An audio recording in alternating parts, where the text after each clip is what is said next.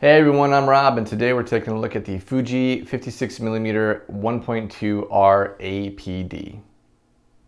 So if you're new to the Fuji lineup, then you might not be aware there's actually two 56mm lenses in their lineup. Now these two lenses are very similar, but they're both the 85mm equivalent in 35mm terms. So what we're looking at here is a 56mm that is $9.99.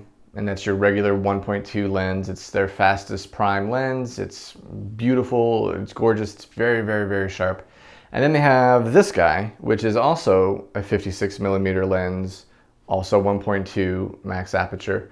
But this actually includes an APD filter inside of it. And basically, as layman's terms I can possibly get on this, the APD filter inside stands for apodization. And essentially what this is taking the geometric shapes in the out of focus areas in the bokeh and basically smoothing the edges and blurring them a little bit to make them, even to use a often too used word, creamier background. It basically just makes things look a lot smoother. So Fuji was kind enough to send me this lens so that I could test it out, and I've used it for a while now, and I gotta tell you, there's a lot of great things about this lens, but there's also a few things about this lens that make me struggle to think whether or not I'd actually spend my money to buy it. First and foremost, some good points about this lens. It is very sharp. I mean, extremely, extremely sharp. It produces some of the best images that I've seen on my Fuji cameras to date. The 1.2 aperture is great. That is just a lot of glass. Like that is just, I mean, it's an engineering marvel, these lenses. Some of the things that I dislike about it though, is that, well, first of all, it starts at such a high price point. This lens is $14.99 USD. You compare that to the regular 56mm, and that one is $9.99. So for $500, you're getting the apodization filter built in, but little else. And in fact, you're actually making a few concessions when you get the APD version. First of all, the APD version can't really take advantage of modern autofocus features in the newer systems because it only uses contrast detection. It won't use phase detection, so you have to take that into account. It's going to struggle to pick up focus more than a regular 56mm lens would.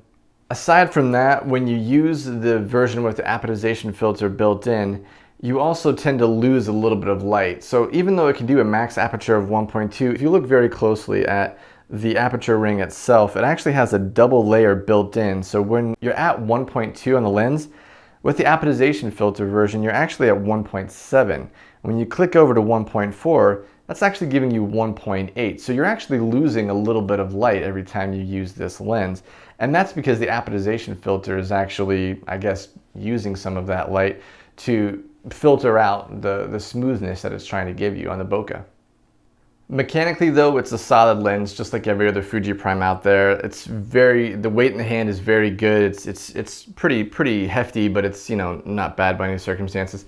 The focus ring is very smooth. The aperture ring clicks well. I actually would have liked a little bit more resistance in the aperture ring. I kind of find that when I pull it out of the bag, it's very easy to, you know, turn all the way to f16, or maybe if I'm going for the focus ring, if I want to do like some AF plus MF tweaking, I might accidentally hit the aperture ring and twist it a little bit. But, you know, all in all, it's just like the 56mm 1.2, the regular version. Built very well, lots of glass, the engineering is fantastic. But like I said, I still seem to struggle with trying to find out who's going to buy this. Like I said, if you have a portrait photography business, you probably have the 56mm regular.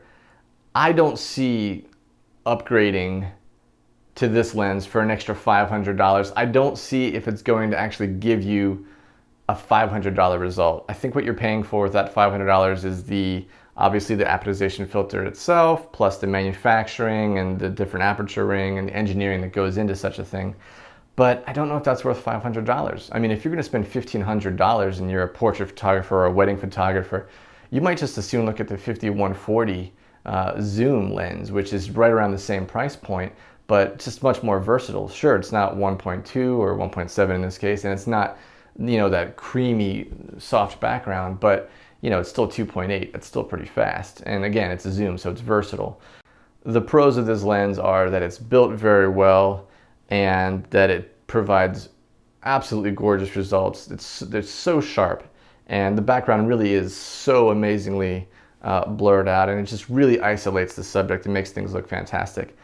But I mean, then you get for the cons, and the cons of this lens are basically that it's just priced very high. It's $1,500 for this lens, so you really got to look at your budget and see if that's something that you want to spend your money on when you can get the regular version for $1,000. A few other cons of the lens is that you don't actually get the full max aperture. Because of the apodization filter built in, you actually do lose a little bit of light on each stop, all the way up to f5.6. The other big con is that it uses contrast detection only on your camera, so you don't even get phase detection. So in low light situations, or in situations where you can't absolutely have your subject staying perfectly still, it's going to struggle more than the regular version of the 56mm lens, which does use phase detection. So I don't want this to come across as if I'm bashing this lens, but it really does baffle me a little bit why this is in the lineup. You know, it's a $1,500 prime, it's their most expensive prime, and it's not even weather sealed. So, you know, you kind of have to look at how exactly is the APD filter going to make your images worth spending the extra $500. Is it that much better? My opinion, for my images, no. I've done street photography with it. I took it to an air show. You know, not to get photos of the planes or anything, but just for some reenactors, some portraits and stuff like that. And it gave me some fantastic results. But I feel like I could have gotten as good of images, if not the same, if I had had the regular 56mm version.